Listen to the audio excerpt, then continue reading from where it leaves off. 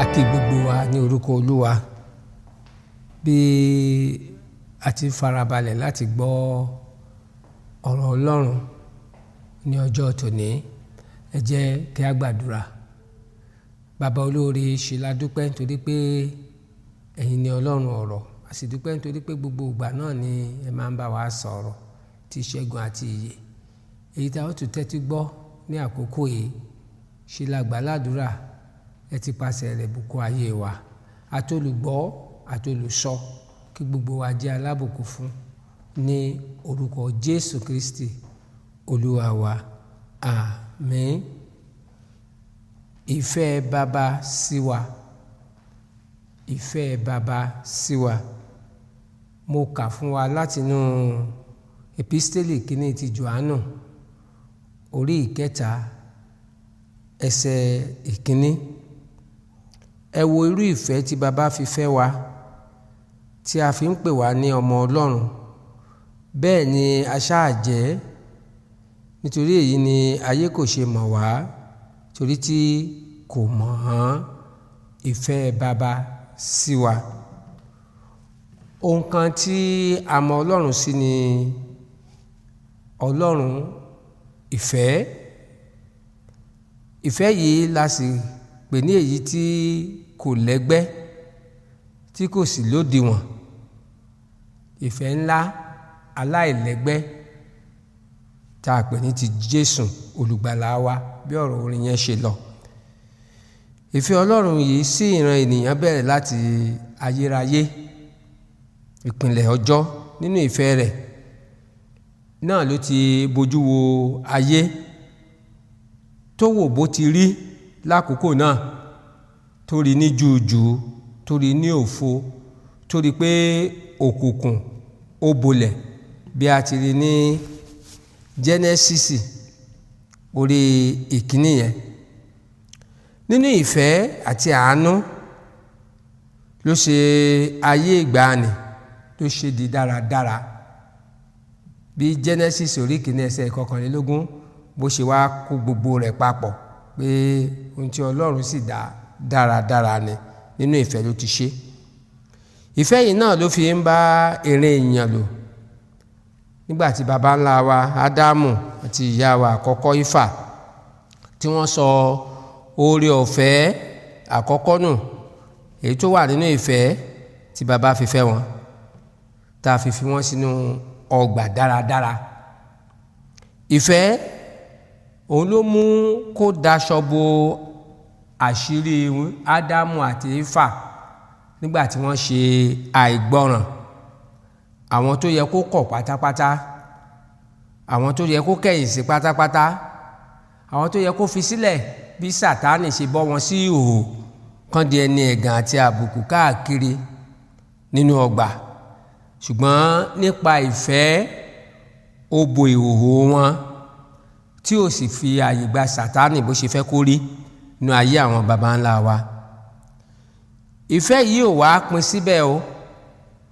Ìfẹ́ yẹn ló tẹ̀síwájú, ló wá mú kó ṣètò ìràpadà pátápátá fún ìran ènìyàn, pàápàá láti bọ́ kúrò lọ́wọ́ ẹ̀ṣẹ̀ àti èṣù tó ń kó wa ní pápámọ́ra, tó sì fẹ́ gba ayérayé sọnù lọ́wọ́ ìran ènìyàn. Ètò àṣepé ìfẹ́ yìí òun náà la rí nípasẹ̀ Jésù Kristi. Gẹ́gẹ́ bí Jòhánù bó tiẹ̀ ti kọ́ fún wa wípé nítorí tí Ọlọ́run fẹ́ aráyé tó bẹ́ẹ̀ gẹ́ẹ́ tí ó fi ọmọ bíbí rẹ̀ kan ṣoṣo fún wa.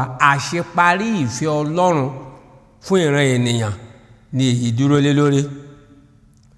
Ohun kan gbòógì tí ìfẹ́ baba tó ṣe nínú ayé wa, òun náà ni pé ó wá sọ wá di ọmọ àti àjùmọ̀jogún pẹ̀lú Kristi, bí a ti kà á nínú episteli kìíní Jòhánù tá a kà sí wa létí yẹn. Ó ní ẹ wo irú ìfẹ́ tí baba fi fẹ́ wa, tí a fi ń pè wá ní ọmọ Ọlọ́run. Àwa tí ò tọ́ ká jẹ́ ọmọ, àwa aláìgbọràn, àwa alágídí ọkàn, àwa ẹni ìtanù, ló wá sọ di ọmọ nípa ìfẹ́ èyí tó ṣe kíni o tó ní sí wa, tó ní sí ìran ènìyàn. A sì rí pé Róòmù orí ìkẹjọ ẹsẹ̀ ìkẹrìndínlógún àti ìkẹtẹ̀dínlógún àti Gálátíà orí ìkẹrin ẹsẹ̀ ìkeje wọ́n fi ìdí bó ṣe sọ wá àti ohun tá a jẹ́ gẹ́gẹ́ bí ọmọ àti ohun tó tọ́ sí wa gẹ́gẹ́ bí ọmọ tí Kristi tó sọ wá dà. Lábẹ́ ìfẹ́ yìí ni a ti ṣètò ìgbàlà, láti ṣètò ààbò wa, láti ṣètò ìtọ́jú wa àti ohun gbogbo tá a lè rò pé ó tọ́ sí wa gẹ́gẹ́ bí ọmọ láti ọ̀dọ̀ bàbá wa.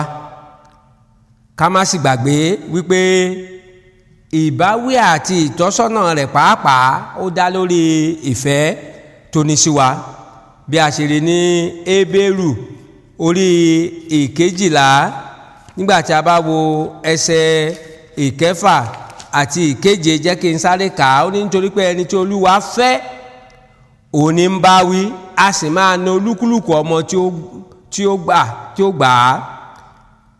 Ó ní ẹ máa mú sùúrù lábẹ́ ìbáwí, Ọlọ́run ń bá yín lò bí ọmọ ní, torí pé ọmọ wo ní ń bẹ tí bàbá kì í bá wí. Ìfẹ́ tí bàbá ní sí wa ló ń farahàn nígbàkúgbà tá a bá bá wọn wí, tá a bá kì wá nílọ̀.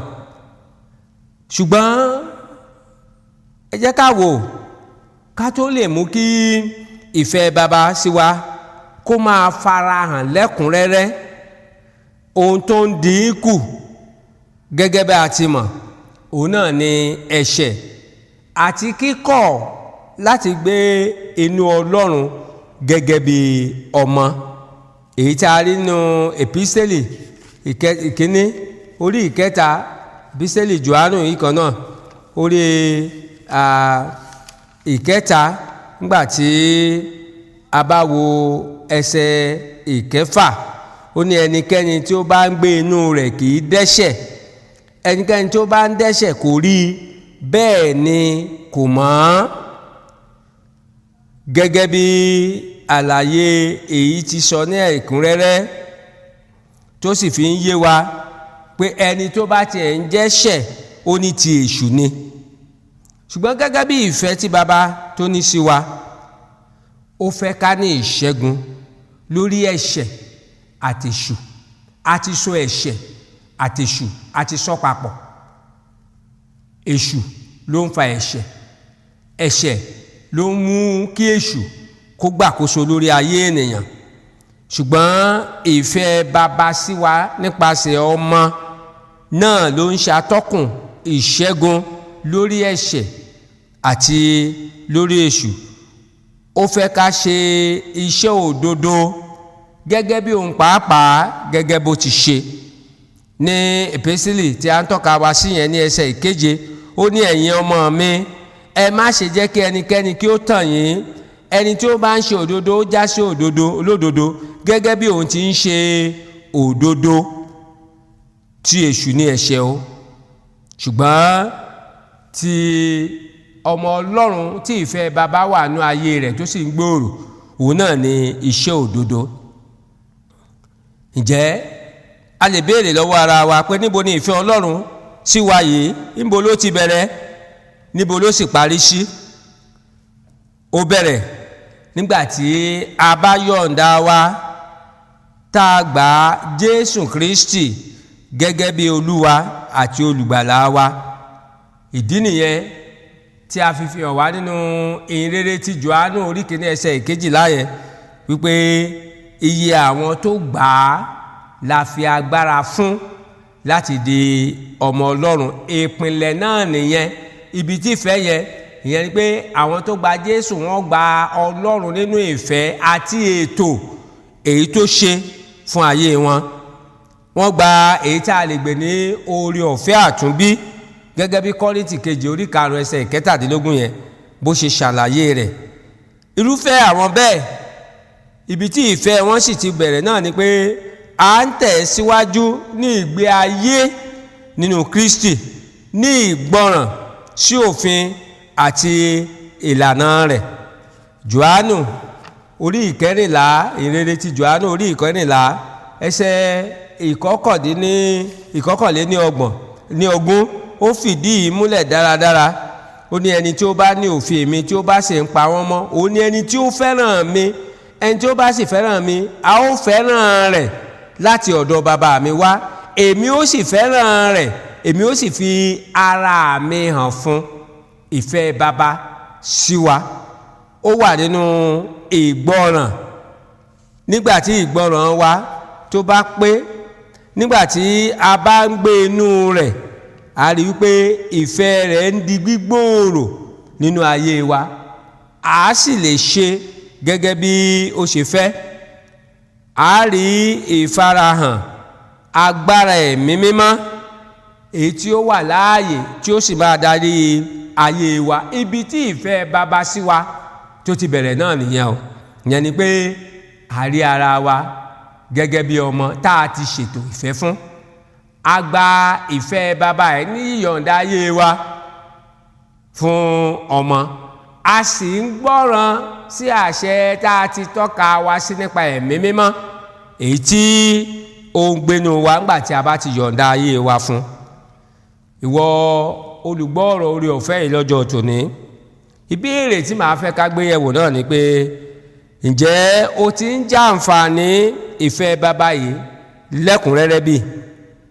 Tí kò bá rí bẹ́ẹ̀, yẹ ayé rẹ wò. Tó bá jẹ́ pé o ti yọ̀ǹda ayé rẹ fún, o lè jàǹfààní yìí.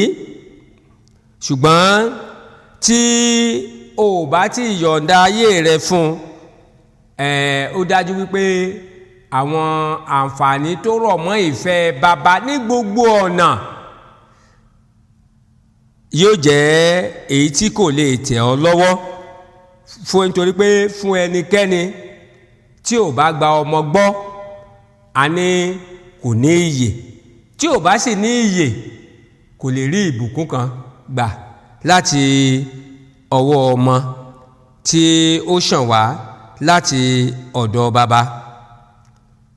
Fi ayé rẹ fún Kristi nínú ẹni tí ìfẹ́ bàbá ti farahàn fún aráyé, nínú ẹni tí a ti ń ṣàkóso gbogbo fún aráyé. Kó lè jàǹfààní ìfẹ́ rẹ̀ lẹ́kùnrẹ́rẹ́, o ní láti ṣe àtúnṣe tó bá yẹ fún ayé rẹ. Ìfẹ́ bàbá ti wà ń bẹ̀ o, kò lódiwọ̀n, gbogbo ènìyàn ló sì wà fún nígbàtí a bá ti tọ̀ ọ́ wá. Ó ní kò wá sí ayé láti dá ẹnikẹ́ni lẹ́bi, ṣùgbọ́n ó fi ìfẹ́ hàn fún ìran ènìyàn pé ẹnikẹ́ni tó bá gbà á kó lè ní ìyè àìnípẹ̀kun. Èrèdí ìfẹ́ bàbá fún gbogbo ènìyàn náà nìyẹn o, kí ìyè àìnípẹ̀kun, ìyè aréyáyé kó lè jẹ́ tiwa. Mo sì gbà ládùúrà wípé ò ní wáyé lásán. Ìfẹ́ yẹn ti wà ń bẹ̀ o. Kó kọ sóra rẹ pọ̀ mọ́ ọmọ tá a ti fi ṣe orísun ìfẹ́ bàbá. Kó sì sóra rẹ pọ̀ láti gbọ́ràn sí ẹ̀mí mímọ́ tí ń ṣe atọ́kùn ìfẹ́ láti ọ̀dọ̀ bàbá wa. Tẹríba, jẹ́ kí a gbàdúrà. Ọlọ́run ìfẹ́, a dúpẹ́ fún ètò tẹ́ ẹ ti ṣe látayérayé láti fi ìfẹ́ hàn sí ìran ènìyàn. Ẹ ò sì jẹ́ kí ìfẹ́ yín sí wa kó fà sẹ́yìn, ẹ ò jẹ́ kó dínkù, ẹ̀kúnrẹ́rẹ́ ní ìfẹ́ yín. Ṣùgbọ́n oore ọ̀fẹ́ kan tá à ń béèrè fún náà ni pé fún iye àwọn tí kò tí ì jádùn ìfẹ́ rẹ yìí, fún wọn lóore ọ̀fẹ́ láti yọ̀ǹda ayé wọn, kí gbogbo ohun tí ìfẹ́ rẹ túmọ̀ sí kó lè di fífara nínú ayé wọn. Fún àwọn tó sì ti gbà ọ́ gbọ́ tí wọ́n ń jádùn ìfẹ́ yìí, má jẹ́ kí ayé, má jẹ́ kí èṣù, má jẹ́ kí ẹ̀ṣẹ̀ kó paná ìfẹ́ bàbá nínú ayé wa. Ògo ni fún orúkọ yín o, ní orúkọ Jésù Kristi Olúwa wa. Àmín.